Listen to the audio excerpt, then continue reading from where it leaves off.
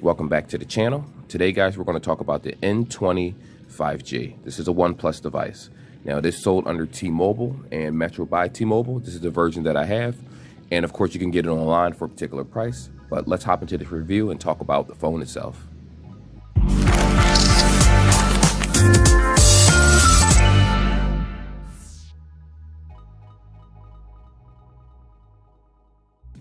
All right, guys, so this phone was released sometime in April of 2022, so it is definitely a brand new phone.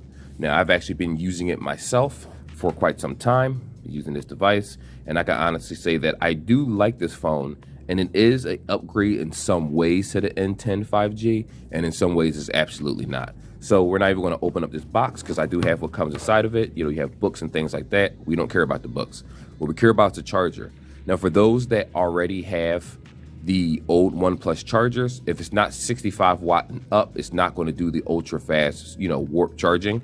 If it's the regular 30 watt charger from last year, it's just going to say charging. It's not even going to do fast charging.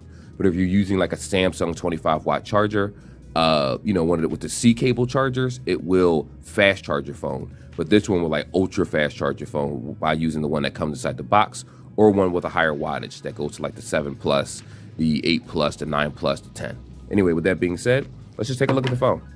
So for the most part, what I can honestly say the moment I got this phone out of the box is that it's a beautiful looking phone. If you look at the cameras, it does have 3 cameras, just so you know. We'll talk about each section in a moment. I do like the finish. This actually reminds me of the iPhone 5, was it, with the little strip finish on the bottom. But this is actually pretty cool. They put the IMEI number down there.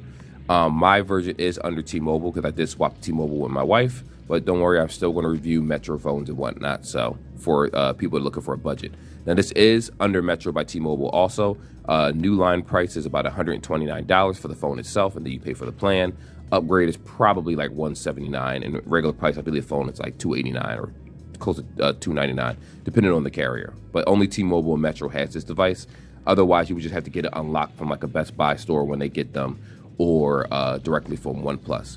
But beautiful looking phone. You have your volume rockers over here on the left hand side, similar to Apple devices, which I don't know why phones put it all on the right. I think it's a dumb idea. You have your SIM tray along with your SD card tray right here.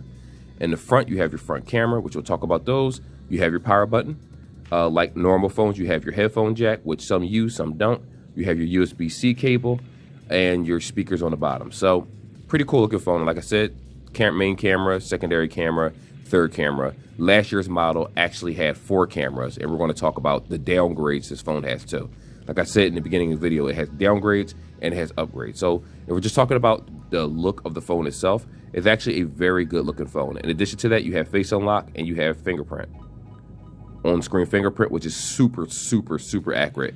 I will say that this fingerprint is substantially more accurate than any Samsung device currently on the market. And I'm not even being smart when I say that. It may not be as responsive in terms of speed, but if we're talking about accuracy, I've had a better fingerprint experience with this particular phone, but everybody's a little bit different, But with that being said, let's go ahead and talk about a little specifications in the next section. Now, I'm going to knock all these specs out outside of the camera and outside of the battery, because we're going to talk about that in different sections and the good and the bad on that. So first things first, you have a 6.4 inch screen phone. Like I will say in the beginning of this video, this is a Samsung A32 recording this video, A32 5G, just in case you guys are wondering about the camera. 6.3 inches, it is an AMOLED screen. So it's not like super AMOLED, anything like that, but it is an AMOLED screen. You get 1080 by 2400. So the PPI for this bad boy is 409 for those that are wondering, which is actually very, very good for a budget phone. Remember, this is cheaper than the A52 and A53 5G. And those are supposed to be Samsung's mid-tier phones, but this can definitely fight those phones off for taking the better spot. I honestly can say that I prefer this phone over the A53 for many reasons. The A53 was a downgrade to the A52 in my opinion, but that's a whole nother video. It does have always on display, which I turn off to conserve battery because I don't care for that. I put it in my pocket, and it's just me. I don't really care for on display. I have a Samsung Watch and other things like that, so I'm able to see all my notifications on my phone. So that's why I'm not too concerned about that. Now, if we're talking about actual with the processor, it's the First off, let's do this one. It does launch with Android 11, and it does launch with the Oxygen OS 11. Now, I do believe that this phone is probably going to get at least one decent update, which is going to be the Android 12 and Oxygen, whatever the next one is. And I know that not every OnePlus phone went to Android 12, so that's probably the reason why it didn't launch. I know the higher-end phones, the 10, the OnePlus 810, 8Ts, and 9Ts, and stuff like that, those will probably get the update first, and then this won't follow. Because seeing how this just came out, I'm all out of camera view, I do believe that that will get the OS. Like we were saying before about the processor, it has a Snapdragon 695 5G. And you may say, oh, okay, 695, I was expecting at least a 720 or a 750. Of course, that would have upped the price for the phone. But what I will say is that that's literally the same processor as last year. It's the same processor. Now, granted, there might be some tweaks or some little here and there that might run a little better, might be a little newer version. I'm not too sure because I'm in the tech game to a certain extent, but I don't know all the technicalities of these processors. But when I look at this spec by spec, it's practically the same in terms of the processing speeds. It's not that much of a difference. So for those that are actually upgrading from the OnePlus 810 5G to the 20, what I will say from my experience and productivity, when I'm using applications such as, let's pull it up. If I'm using applications like Canva right now, when it loads up, you see how long it takes to load compared to obviously Apple devices, things like that. When I tap into applications, it does work well. It does work pretty fast on doing updates and changing settings and things inside of Canva, like productivity. And when I use applications like UCut right here, I do see a difference in speeds, which UCut allows you to actually, this is what I use to combine videos if I'm not using a Windows computer. Or, Windows has free software that allows you to just make a collage of all your videos and set it up where you can just put it on YouTube. But phones do allow you to do that too. This one does.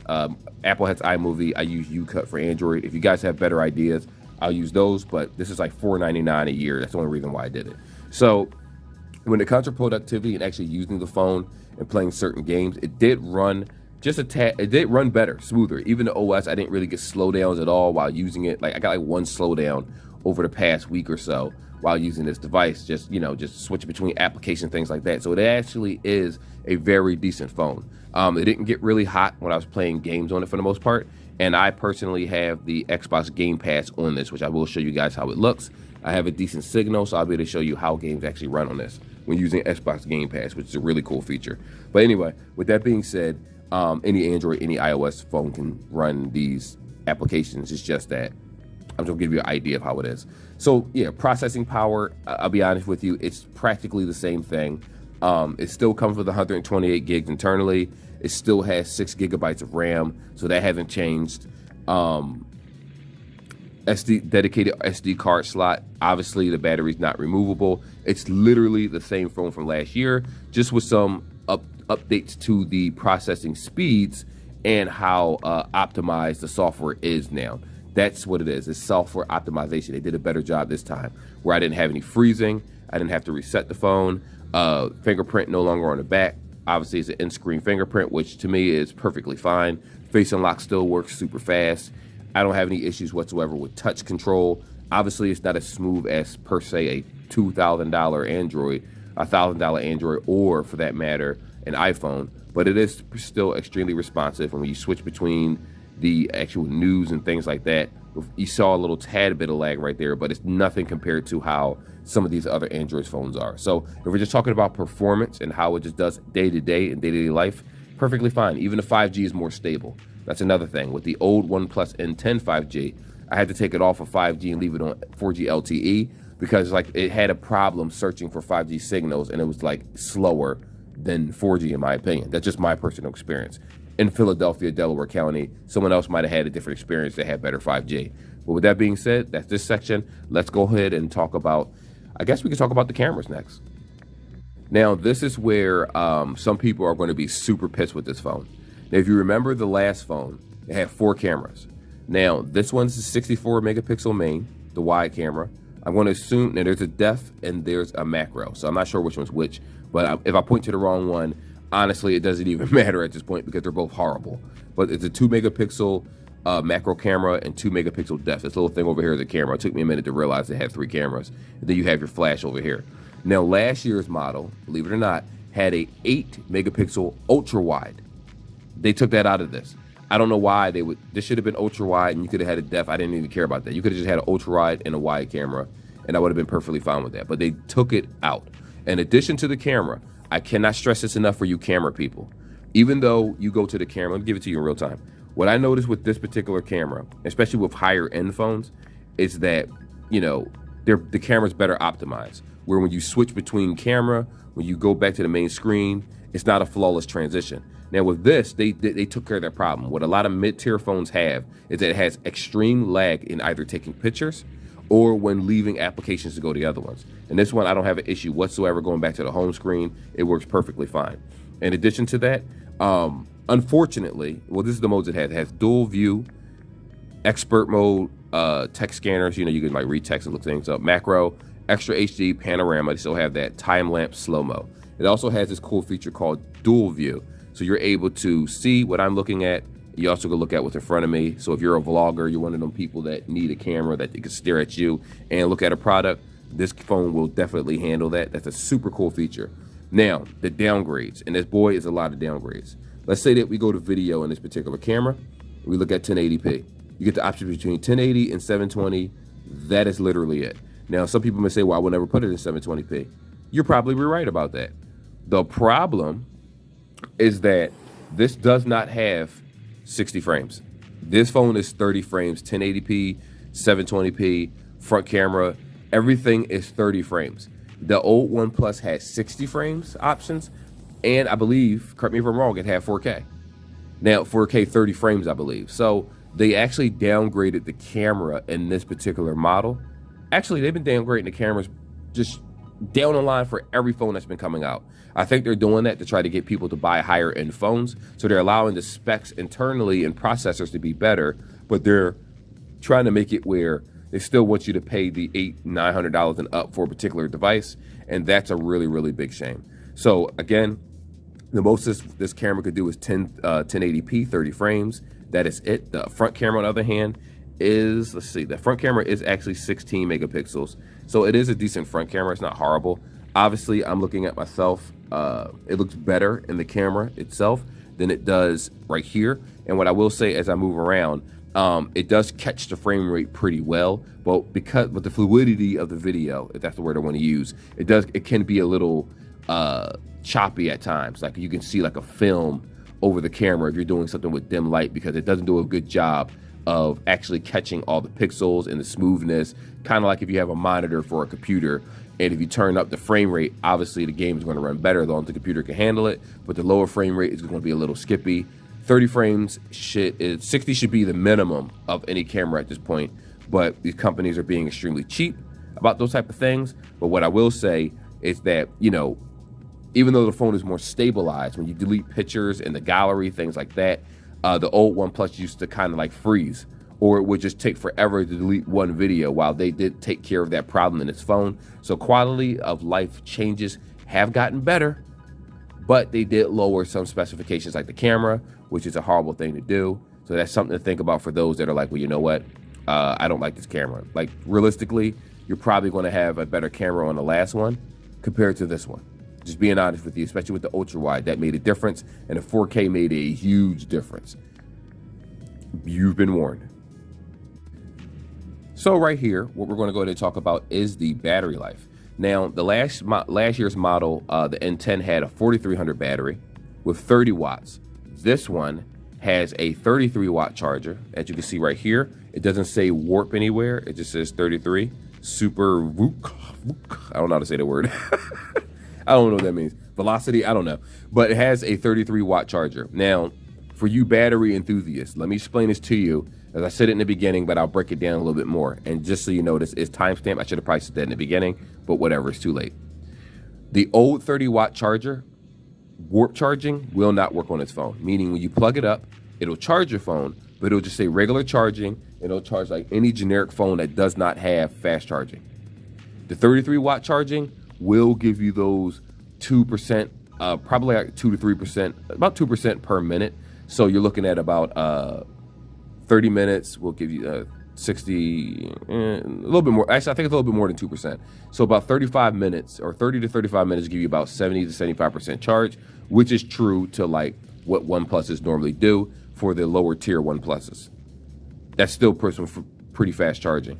In addition to that, if you had a OnePlus 8T, if you had a OnePlus 7T, if you had a OnePlus 9 or higher, whatever it is, if you have a 65 watt charger, don't get rid of it for the OnePlus. It will do the ultra fast charging, whatever it's called, of the fastest speeds. It will give you faster speeds, similar to, obviously the wattage won't go over 33 like this one, but the 65 watt chargers do work for this, where it'll give you super speeds. It's just the 30 watt ones that will slow it down. Also, in addition to that, let me see if I have one in my book bag. I don't think I do. Unfortunately, I didn't bring it with me. That's okay. For those that use the Samsung chargers, the 25 watt Samsung chargers that has the USB-C to USB-C, those will also fast charge your phone. So it will fast charge your phone if you have those at home and you're not too concerned about the ultra fast charging. You do have other options. So just be aware of the fact that if you got to go somewhere and you need the fastest charger, you use the one it comes with or the 65 watt version of this. If you're just looking for, if you're okay with just regular fast charging, which is typical to 20 watts or so from Apple or things like that, then guess what? You can use that. You'll be perfectly fine, and it will fast charge your phone. But just be aware to try out different chargers that you already have to make sure that it's compatible. If you're using the big brick ones with the USB-A, it's not going to work the way that you think it is. So with that being said, that's a section of the battery. Be aware that it does charge pretty fast. It's very similar to last year's model. You're not going to have a downgrade in speeds, but I guess I don't know why they took the warp charging aspect away and just called it something different. To me, that doesn't make any sense, but I'm not a company. It is what it is. So in this section, we're going to do a test to show you how games work on this. Now, I have two games that I'm going to show you. One is, well, I want to show you the Xbox. So let me not say I'm going to show you two. I'm going to show you Xbox at least. Now, this is a Razer Kishi, the controller. I use this to play my Xbox games because, you know, I don't really care for Android games like that. And, you know, it connects to either your Xbox or your PC. And for me, is it working?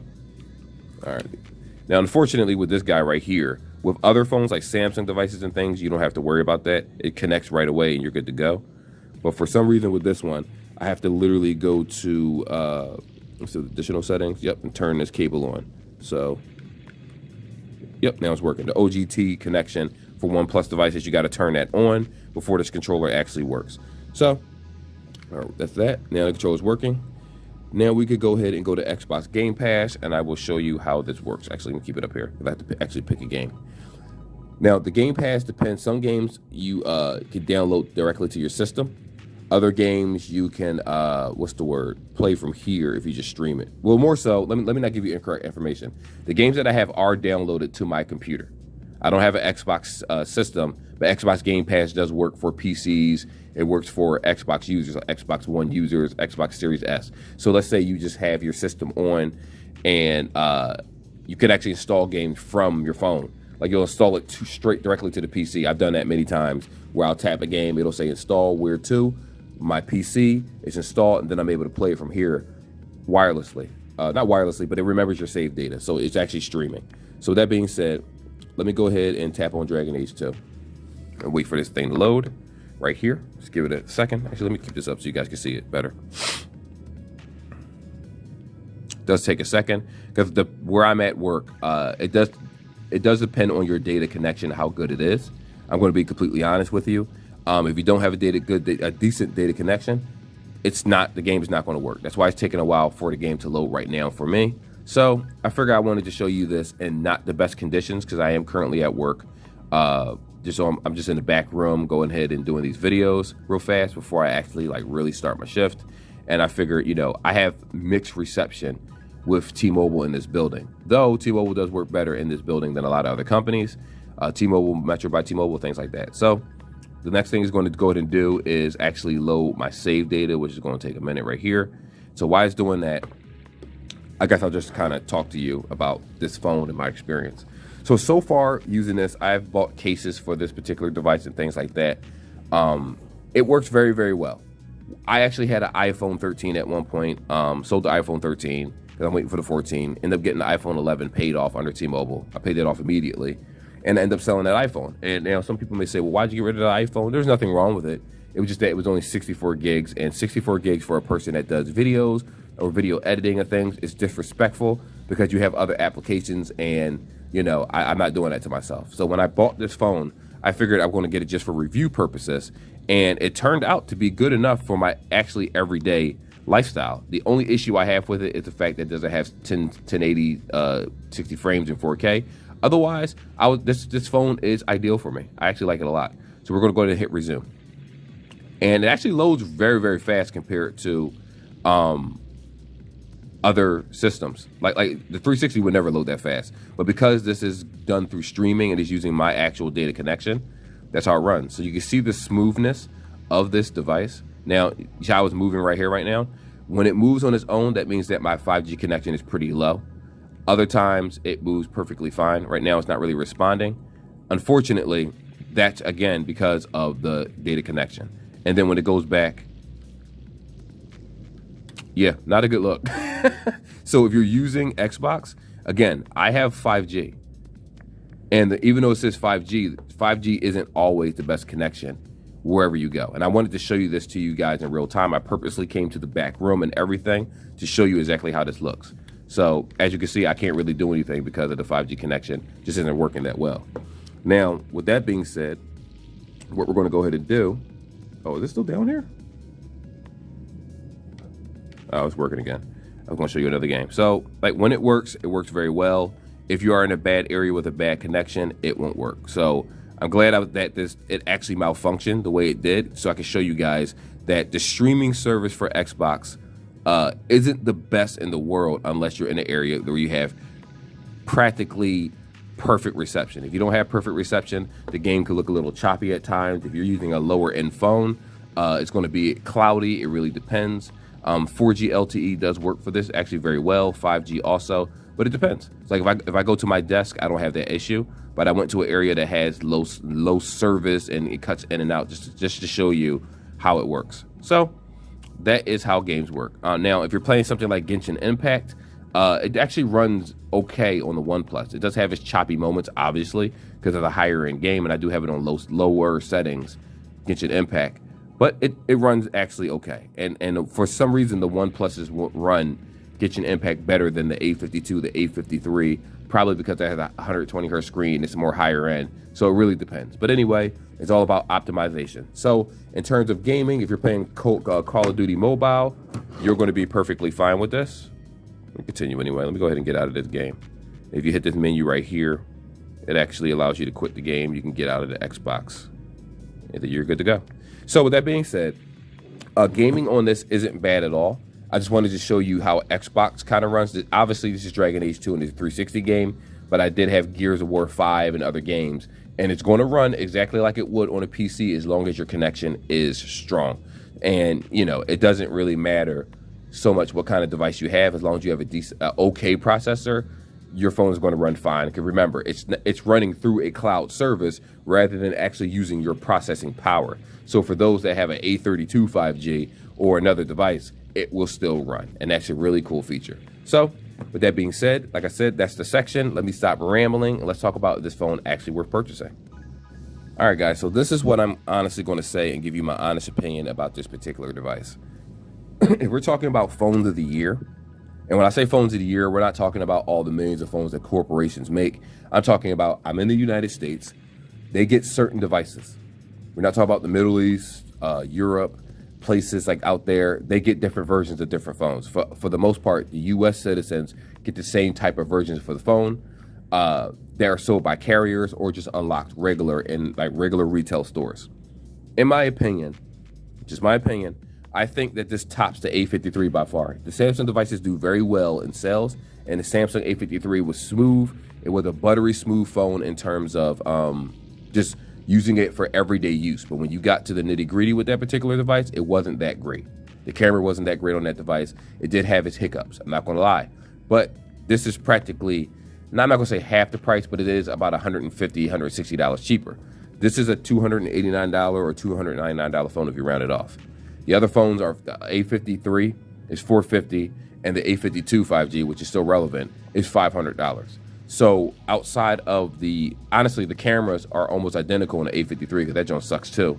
It's not a very good camera. I did a couple videos with it and I ended up deleting them because it just wasn't that good, to be honest. And processing power, sure, it had a better processor and ran a little bit smoother in everyday use, but this is substantially cheaper. $129 as an upgrade. I'm sorry, not $129 as an upgrade. $129 as a new line for Metro by T-Mobile customers. Or if you go to T-Mobile and you're looking for a new device, this is $0 down. This is one of the phones they consider free to leave the store with. Obviously, you pay a monthly fee, so you're looking at about like $11 and some change a month on your EIP through T-Mobile. Obviously, the Samsung A52 is substantially higher because it's almost not double the pricing, but it is $170, $180 more. This does the warp charging, so you have substantially faster charging than any device out there. And when I say this, outside of OnePlus devices, just being honest, we're talking about United States devices that you get. There is no phone, and I say this with absolute confidence, there is no carrier phone that you can currently buy that charges faster than a OnePlus device. This one, the N10 5G, we're not even talking about the higher end ones because it's disrespectful. They charge even faster than this one. No other device charge faster than that. 30 minutes will give you close to 80% of a charge. You can hop in the shower, come back out. You can go for the rest of your day with this phone. That's how good the battery life is. Now, it should be a 5,000 millihertz battery in my opinion, but 45 isn't horrible or anything like that. I know people were complaining that it should have been better, but listen, for the price that you're paying for this and what the phone actually offers, is a very, very, very good phone. It's something that I suggest. Now, granted, I'm suggesting it now, but if there's any issues, because this is my primary phone that I'm using till the iPhone 14 comes out, I'll let you guys know if I have hiccups, overheating, things like that, constant freezing. I haven't had that issue so far, but it's been working great, and this is my primary driver. Now, like I say, for every phone that I have or ever reviewed, I've personally used those phones. So when I say something, it's coming from me. Just, listen to what I'm saying, and if you prefer something, obviously, we have different lifestyles and we use the devices differently. But I am primarily using this to actually edit my videos, to do everything that needs to be done. And I'm not even using a computer. Like this right here is an older tablet that I have that I just purchased not too long ago, one of the Surface Pro 3s. I just got it just to do edits when I'm outside and mainly use it for the camera for my other channel. And to be honest, like I said, the phone does everything. Now, if I want to take stress off the phone, I could switch stuff over to the PC. Easy, just pop in the cable. The moment you put in the cable, it will ask you, unfortunately, every time to put it in mass storage or transfer files. It'll give you 3 options. You tap it, your phone is synced, you're good to go. So with that being said, I highly suggest this phone. I do like it. The downgrade is the fact that they made the camera worse. That was stupid. I don't know why they did that, but they made the camera worse. And the worst part about that is it's not as if this phone is more expensive than last year's. Last year's was $299. I think this one's $289. So even though it's a price difference, you guys made the damn thing worse. Excuse my language. They made the camera worse. That was the dumbest thing that you could possibly do. But they did stabilize it and make it better in other areas. So that's a plus also. So with that being said, get the phone. All right, you guys take care. Be safe until the next video.